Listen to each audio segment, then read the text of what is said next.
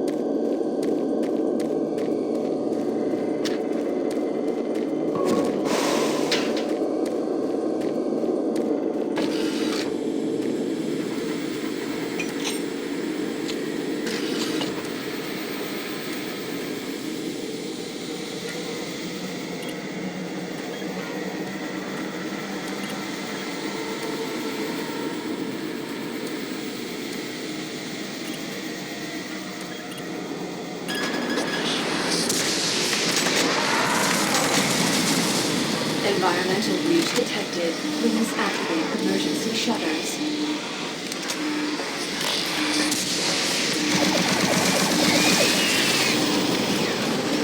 Environmental breach detected.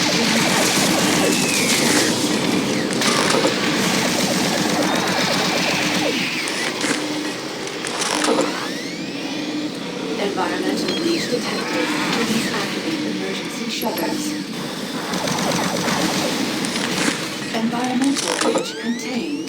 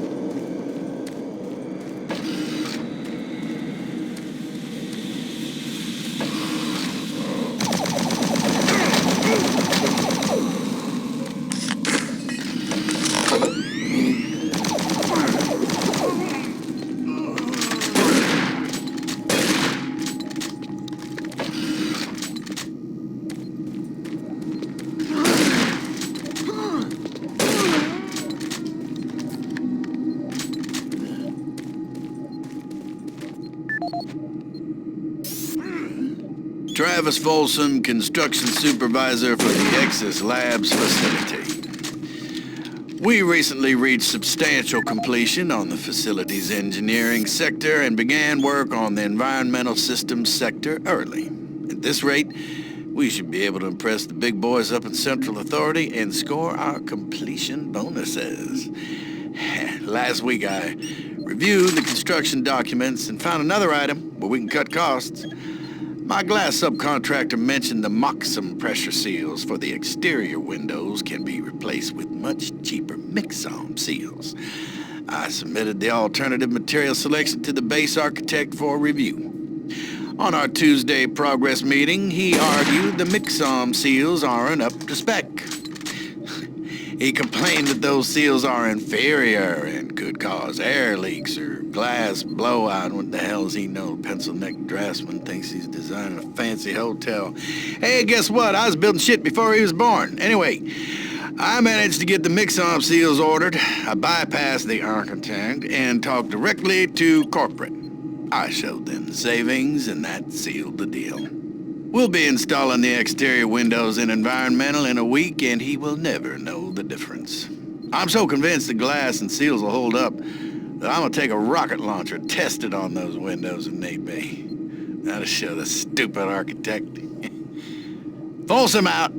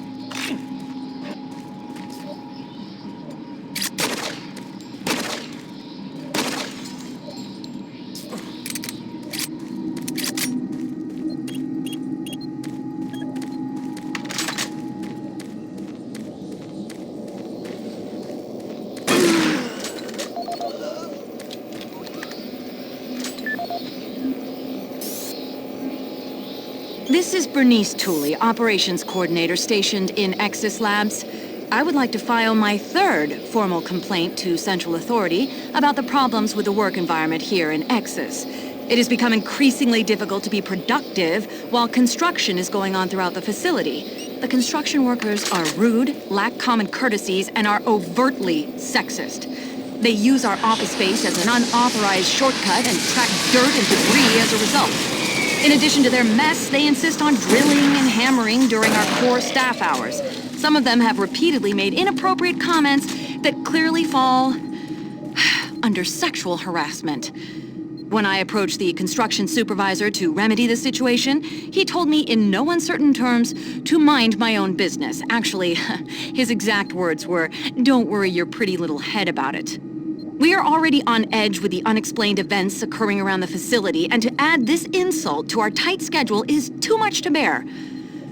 If I cannot persuade Central Authority to take this complaint seriously, I'd like to remind them of Section 20, Paragraph 9 of UAC's Facility Regulations Code. It clearly states our employee rights, and we do not need this nonsense.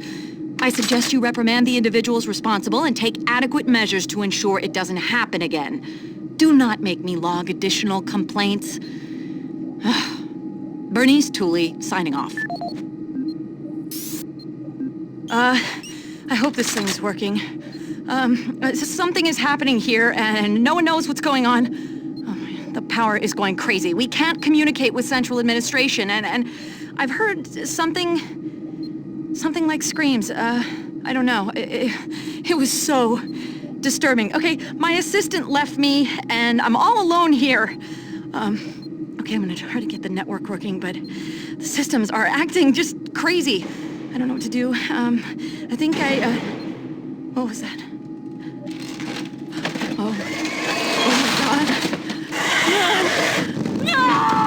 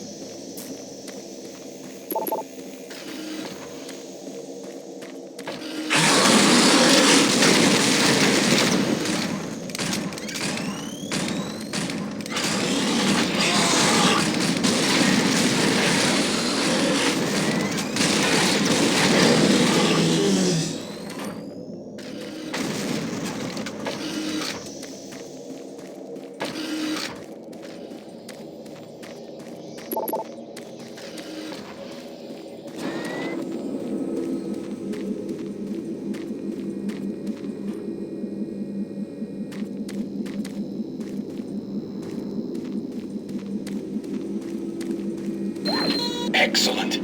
You're back. The inducer is working perfectly, and the teleporter is ready for transport. Here's the situation. There's a teleporter outpost in the other dimension, and it's still operational. It's very powerful, and it has a range that could lead those demons all the way to Earth. I would disable it myself, but it requires 2 people to do it. 1 person at the outpost to initiate the teleporter, and another person here to transmit a power surge to destroy it. I know it's a lot to ask, but you'll need to go to the other dimension, find the remote outpost, and initiate the startup sequence. You're our only hope of defeating this evil. I've got the teleporter ready to go. All you need to do is go into the chamber and initiate the sequence. I'll handle the rest from here. But before you go, I want to give you my personal account of what happened here. It explains everything. The advanced teleporter, how the madness started, everything. It's over there on the console. Please take it. The world needs to know the truth. And good luck.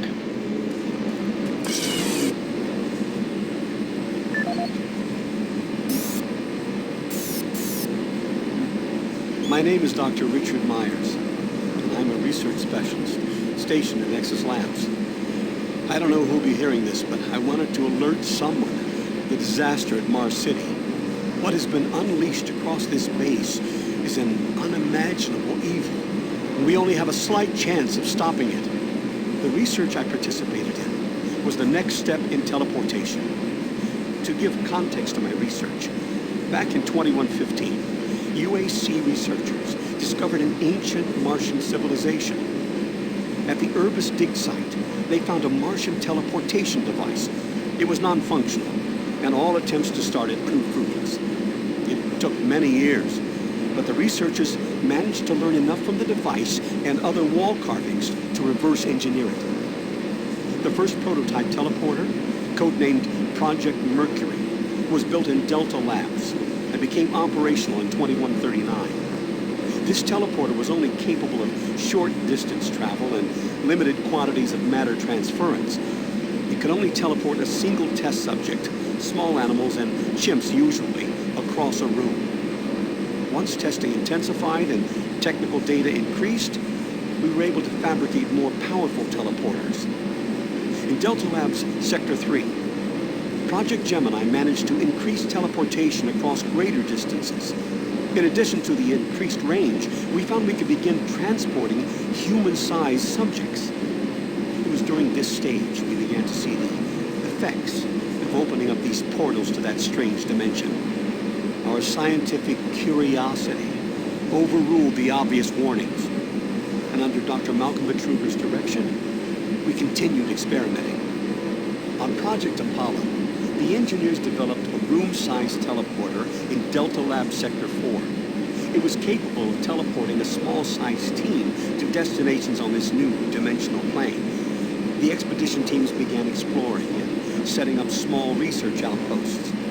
We could only teleport small equipment with the Delta 4 teleporter, and this condition frustrated Dr. Betruger. Soon after the success of Project Apollo, plans were drawn and work executed on a new facility, Exis Labs. At Exis Labs, the goal was to create a large teleporter, similar in scale to the one at Urbis. It would be powerful enough to transport large equipment, even dropships, and eventually shorten interstellar travel. Betruger was so impatient on seeing results from this research, he had the engineers start work on the teleporter once the facility reached 75% completion. We had expedition teams set up a teleporter outpost in the other dimension to link up with Exis. It was at this time I began investigating the strange stories I heard over at Delta Labs. I managed to hack undetected into Betruger's personal logs. What I found scared me to the core. Betruger became obsessed with the findings of this new dimension. He started to push experiments regardless of the human cost. His log entries into the occult and how to harness evil powers were truly frightening. The more recent logs detailed how demons, yes, demons, contacted him through his dreams, offering him unimaginable powers.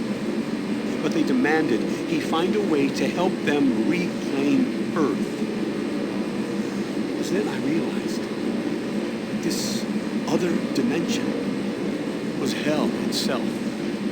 By the time I realized his plan, Betruger had started the invasion. Since the Exis teleporter hadn't reached sufficient functionality, I assumed Betruger decided to launch the demon invasion on Mars without it.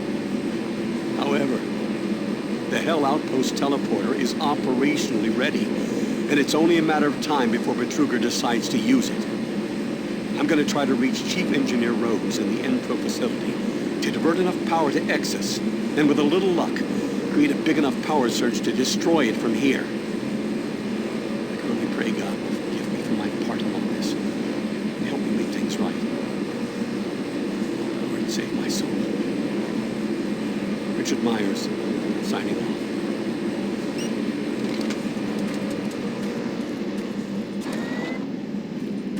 Decontamination process started.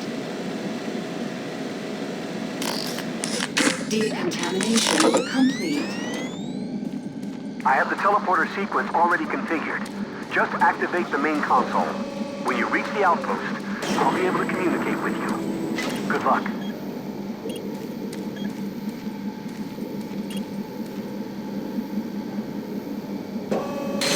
Systems activated. Teleportation will commence in T-minus 3, 2, 1.